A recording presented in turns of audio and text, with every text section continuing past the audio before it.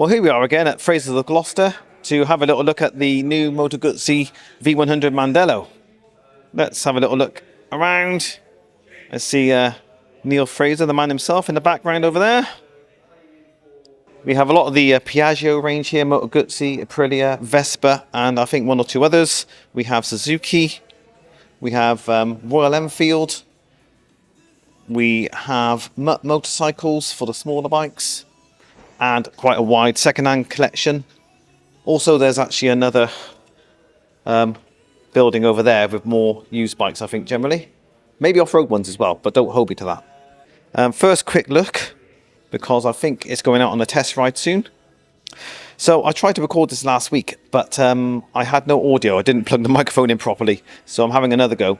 And I think this time what I'll try and do is run from the front of the bike to the back of the bike and give you some specs and a good look at the machine. 3.5-inch wide, 17-inch front wheels, 120 70 ZR17 on the front. The front discs are 320mm, floating with 4-piston monoblock Brembos. And this bike has an IMU, so even on this base model, a bit harsh to call it a base model because it's well equipped and it looks lovely. But it's got an IMU, so it's got cornering ABS as well. LED indicators, LED headlights with cornering light function as well. Let's give you a little look at the lights, shall we, while I'm here. There we go. I'll try and get the wings opening and shutting here on camera. Let's have a look, see what I can do.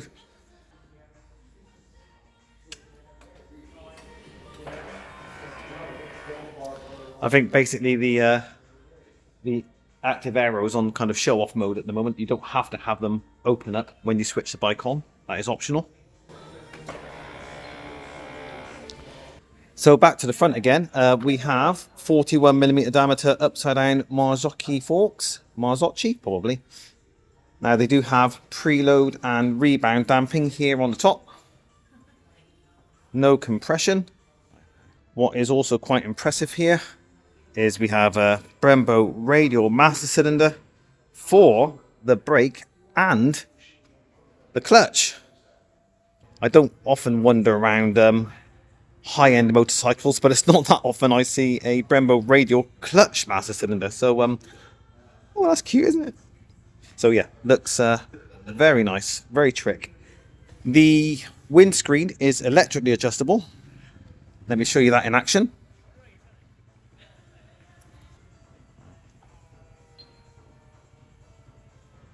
So quite a range on that screen there, I'd say. See if I can get you from another angle, maybe.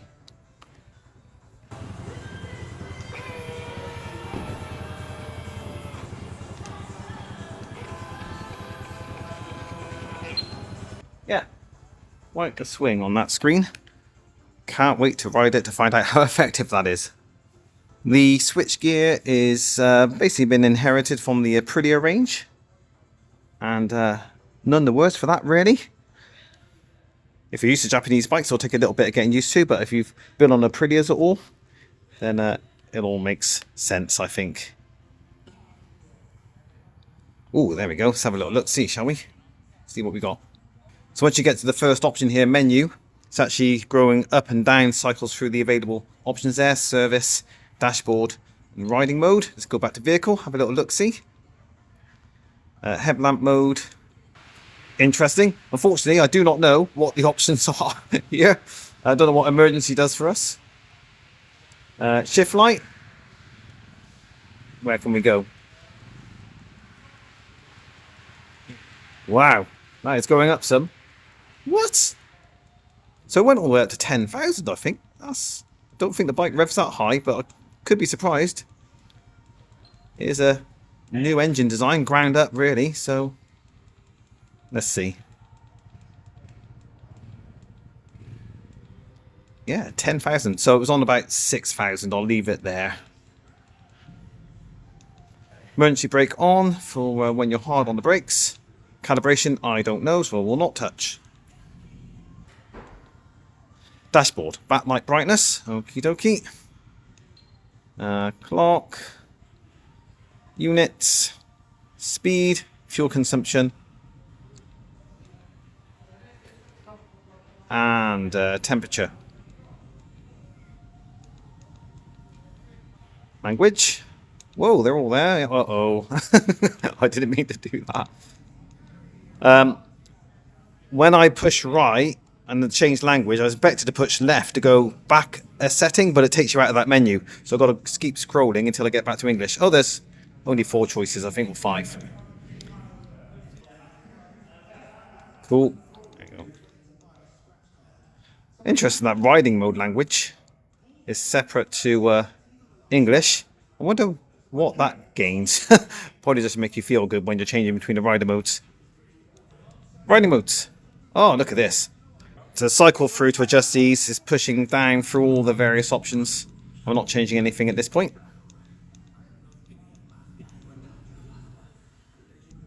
What you have here, I'm just trying to work it out. You've got 2 of these long scrolling menus side by side. You just scroll between the 2. And then you've got the screen option. Okay, let's get into the middle.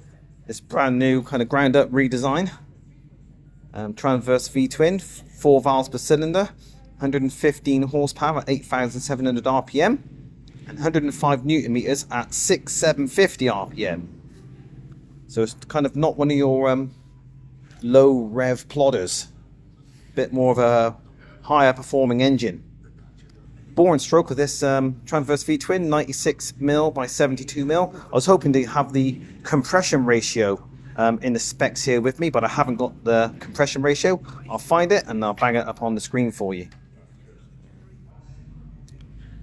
As mentioned, it's got an IMU for your traction control goodness, ride-by-wire control as well for the throttle. So it's got all mod cons essentially. This model does not come with a quick shifter as standard. I will ask to see if that's available as an optional extra on this base model. And compared to the Moto Guzzis of old, or the previous generation, you can see they've made some mods to the cylinder heads. So they've basically rotated the exhaust headers 90 degrees out the side of the bike and tucked them in quite nicely. And that means the induction side of things doesn't now end up being close to your knees on the bike. So it's all looking nice and tidy here. The fuel tank is 17 litres, by the way, with 3.5 litres reserve. Let's have a look. See if I can, we'll have a look at the rear lights here, because I've seen the front, but I haven't seen the back yet. Yeah, looking nice. Let's see if I can get the brakes going on so we can see the brake lights.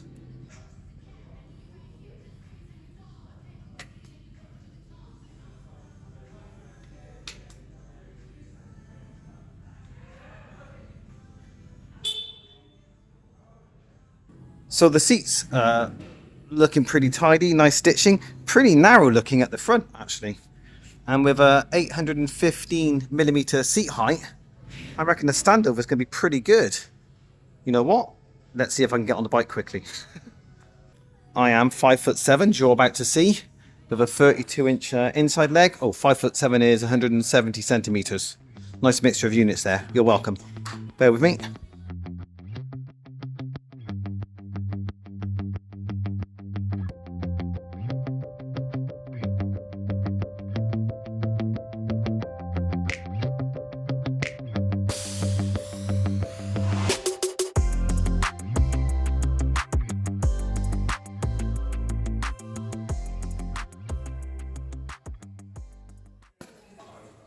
So yeah, one thing I noticed is loads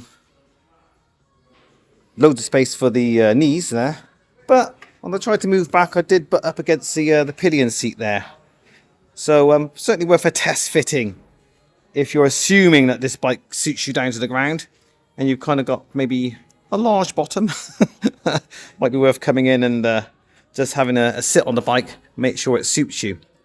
Because if you are a bit sturdier than me in all dimensions, you might not have quite as much room to move around as you think. But I've got both feet flat on the ground, just about, with my trainers on, with my 32-inch inside leg. Comfortable place. Good. You can see there's pretty good size risers here on the triple clamps or on the yokes. So yeah, the bars do come towards you quite a bit. So there's certainly quite an upright riding position with a little bit of a bend forward. And I just noticed a lovely bit of etching there on the handlebar clamp as well. Anyway, moving on.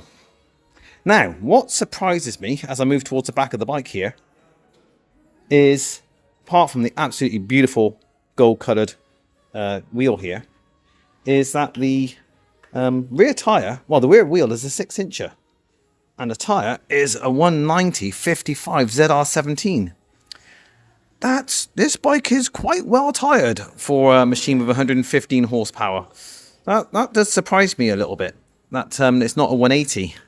So it does give me some hope maybe that perhaps this brand new engine is just the start of a lineage of machines. Maybe there'll be machines with lower capacities and lower power outputs, but I'm kind of hoping there'll be some hopped up versions with higher power outputs that'll make more use of this rear tyre. Rear shock is also preload and rebound adjustable. And of course, we have the shaft drive. Now, for someone like me who really dislikes chain maintenance and whose current big bike is an R1250R BMW with a shaft, this I like a lot.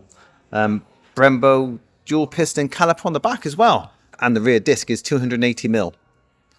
But the look of this wheel from the other side, I mean, it looks pretty clean from this side, I think. But the other side is just a beauty. Just absolutely gorgeous from here. Another thing that's worth noting is it does have built-in luggage attachment points. So I haven't seen any sign of the luggage yet, no pictures, but yeah, when it comes, we'll be able to clip straight in. So that's nice for the touring-minded folks among you. I think this bike looks absolutely stunning. What a fantastic design for a brand new model. Really impressed with the looks of it. This colour scheme really does it for me as well. So yeah, all very impressive looking. Right, the chap who has come to take this bike out for a confirmation test ride, I think the deal's already done. Yeah, he's arrived. So I have to wrap things up. Hopefully you've enjoyed my little walk around video of this beautiful looking Moto Guzzi V100 Mandello. I'm going to stop the video now, take a couple of photos, and I'll be on my way. So speak to you soon, guys. Take care. Ta-da!